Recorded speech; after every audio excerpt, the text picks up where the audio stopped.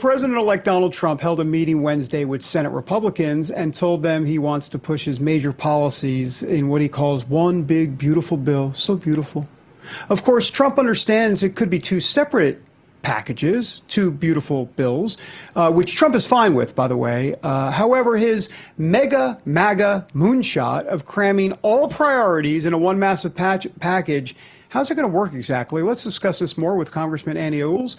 Ogles of the great state of Tennessee. Congressman, great to have you. Well, you're going to see President-elect Trump later this week, actually tomorrow, down in Mar-a-Lago. So what do you think? I mean, are you for one bill? Are you for two bills? You're for 9.5 bills? I mean, my sense is that this is going to begin as one bill, and if troubles develop along the way, then maybe you split it into two. What's your sense here? Yeah, absolutely. I don't think you have to try to force one bill or two bills or three bills. I think what's going to happen is as we begin to move forward, the priorities are going to begin to sort themselves out. And I think naturally it'll end up splitting into two pieces.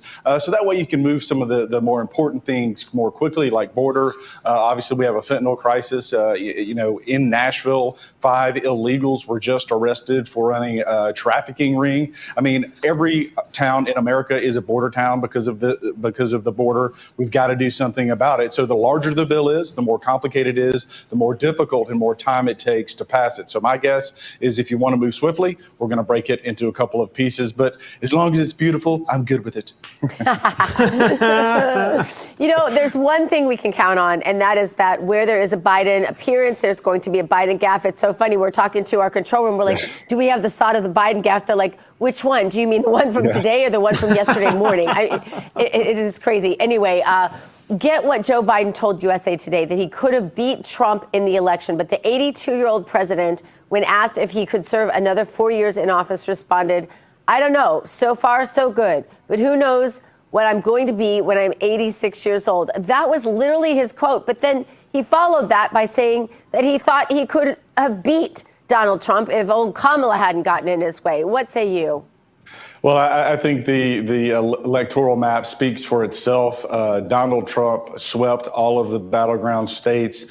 We have been given a mandate to secure the border, to address crime, to address the fentanyl problem, and to push back against China. I mean, I think, when you look at the talk about Greenland and possibly purchasing it, that really is a communication to China to say, hey, get out of our backyard, because they're making moves all over the world with their Belt and Road plan, but they're also trying to make inroads into Greenland because all of the precious resources they have there. And so, again, this is our hemisphere. We're the top dog. We're the top predator. And it's time we start acting like it.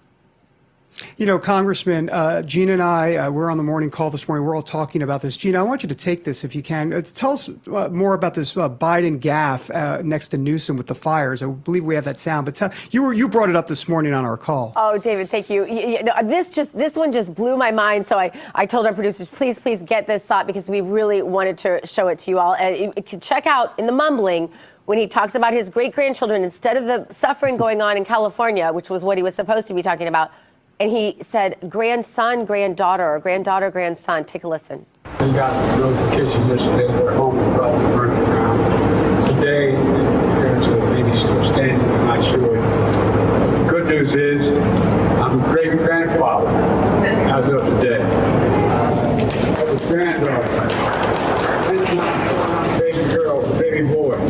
So remember this day for a lot of long recess. Thank you, Brett.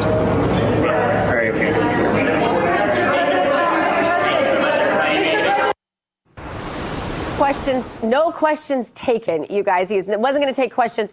And rather than talk about the people suffering, the lives lost, the homes lost, the property lost, the ineptitude of the government who follows in his footsteps exactly, doing absolutely nothing for the citizens there. Rather than talking about any of that, the good news is how absolutely tone deaf could you be? And then baby girl, baby boy, he didn't even know the gender of his new great-grandchild after all that. Congressman, I'll just let you comment.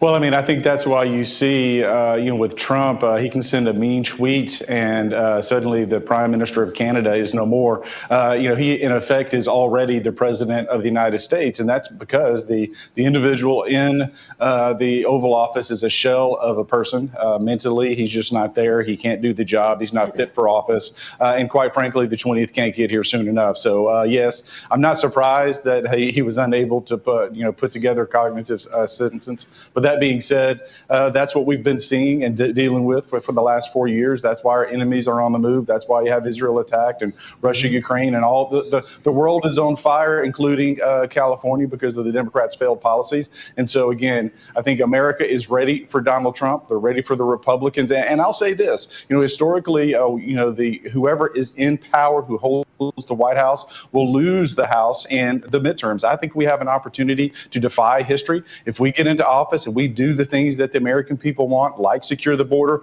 we're going to pick up seats in the midterms. And that's the plan. That's why I think you're going to see the package be broken into two, so we can start getting wins early and start delivering on the mandate for the American people. Well, Congressman, we look forward to seeing you in Palm Beach tomorrow. Have a safe Absolutely. travel. All right. Yes, ma'am. All right. Thank you. All right.